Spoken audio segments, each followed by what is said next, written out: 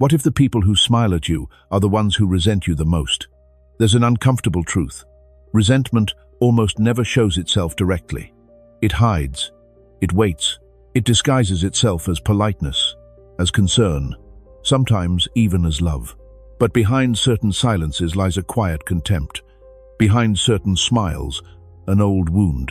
The philosopher Friedrich Nietzsche called this hidden poison ressentiment, the silent grudge of those who feel diminished by you. In this video, you'll discover the 6 silent signs that someone secretly resents you. Number 4 is the one almost everyone misses. Stay until the end, because the final sign could change how you see your closest relationships forever. 1. They celebrate your failures more than your successes. When you fall, they're present. When you rise, they disappear. It's subtle at first. A delayed congratulations, a flat reaction to good news. But the moment something goes wrong in your life, they're suddenly available, suddenly interested, suddenly close. Resentment cannot rejoice in another's success. It can only breathe in their failure. Nietzsche believed that the resentful person doesn't truly want your downfall. They want proof that life is fair to them. Your defeat reassures them. Your victory destroys them. Watch how someone reacts to your wins. That is where the mask slips. 2. They give compliments that quietly diminish you. Your lucky things came so easily to you. You've changed a lot. You used to be more humble. Not everyone could pull that off the way you did. At first you smile. Then something feels wrong. These are not compliments. They are wounds wearing perfume. Resentment cannot praise without subtracting. It cannot admire without measuring. Every kind word carries a hidden weight. Nietzsche wrote that the resentful spirit twists every value into its opposite.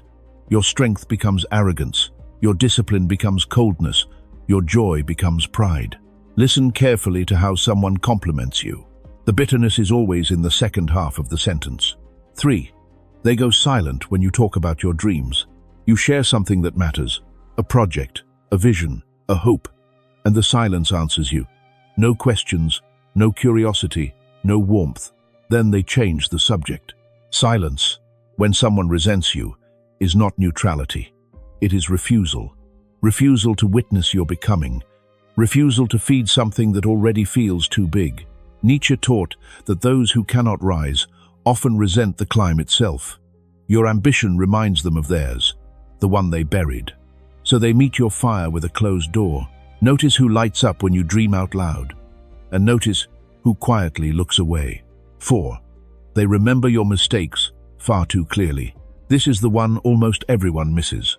Someone brings up something you did years ago, casually, lightly, as if it were a joke. But the detail is too precise. The memory is too well preserved.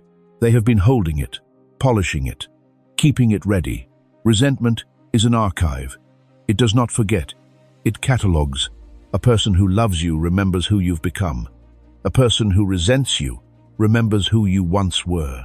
Nietzsche called this the slow patience of the weak.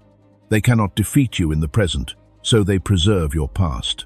If someone reaches into a dusty corner of your life to bring up an old wound, that wound was never closed for them.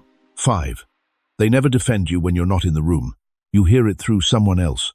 A comment, a criticism, a quiet agreement when others spoke against you. They didn't lie about you. They simply didn't protect you. Silence in your absence is the most honest thing a resentful person ever does. Nietzsche believed loyalty is one of the highest virtues, because it costs something. The resentful person refuses that cost. They will smile to your face and stay quiet behind your back. Both gestures come from the same place. 6. They feel relieved when you struggle. This is the deepest sign, the hardest to admit. You go through something painful, a loss, a failure, a heartbreak, and in their voice, behind the concern, you can hear it, a softness, a calm, an almost gentle warmth that wasn't there before. They are not happy. They are relieved. Your struggle restores the balance their ego could not tolerate. Nietzsche understood this clearly. He wrote that the resentful person finds peace not in their own rise, but in your descent. When your suffering brings someone closer than your joy ever did, you are seeing resentment in its purest form. Understanding the psychology of resentment is not about condemning others. Resentment is rarely chosen. It is born from comparison, from wounded pride, from a self that could not become what it wanted to be. The resentful person is not your enemy.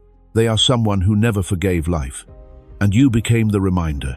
But understanding this does not mean tolerating it. It means recognizing it clearly. And recognition is the first form of freedom. How to respond when you sense resentment. 1. Do not explain yourself. 2. Do not shrink to make others comfortable.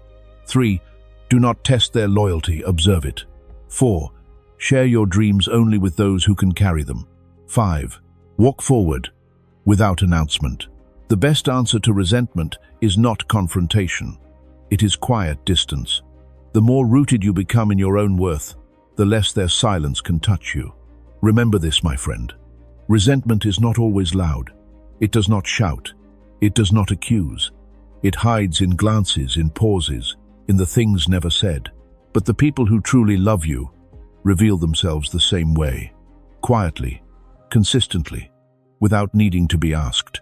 Nietzsche said that the highest courage is to become who you are, even in the presence of those who would prefer you smaller. So become, and let those who cannot rise with you simply watch,